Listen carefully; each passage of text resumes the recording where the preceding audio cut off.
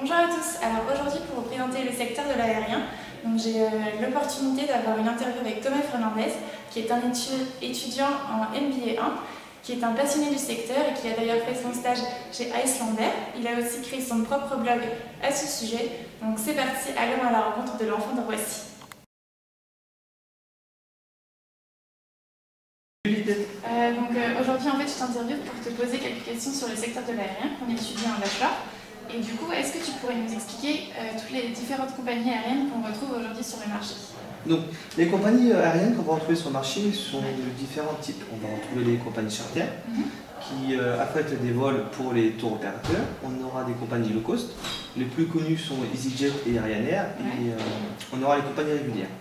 L'une des plus connues en France en tant que compagnie régulière est Air France. Et du coup, qu'est-ce qui est vraiment spécifique aux compagnies régulières? Alors, ce qui est spécifique aux compagnies régulières, c'est par exemple, elles vont avoir généralement les aéroports principaux des pays.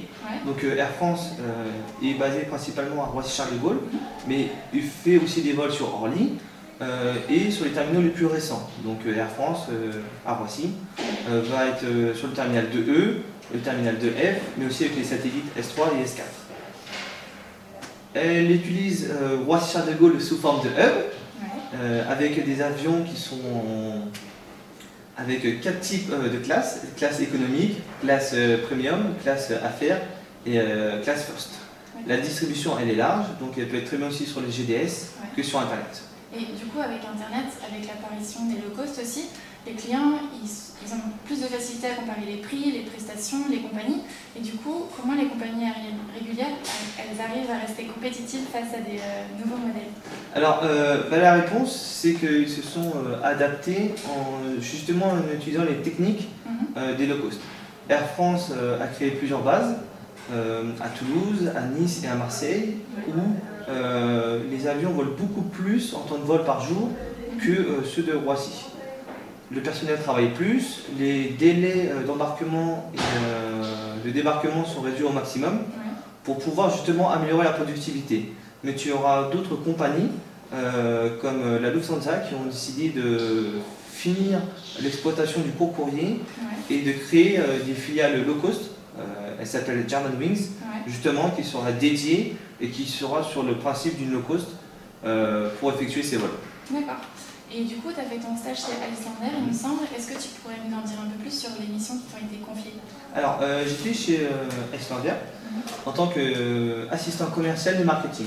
Donc, au niveau du commercial, j'ai eu plusieurs missions. J'ai eu celle d'accueillir et celle d'émettre des billets pour la clientèle. J'ai eu la gestion des réservations sur Amadeus.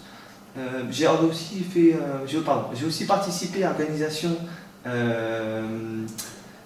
pour la compagnie de sa présence sur les stands de Top Reza et la Spectaculaire.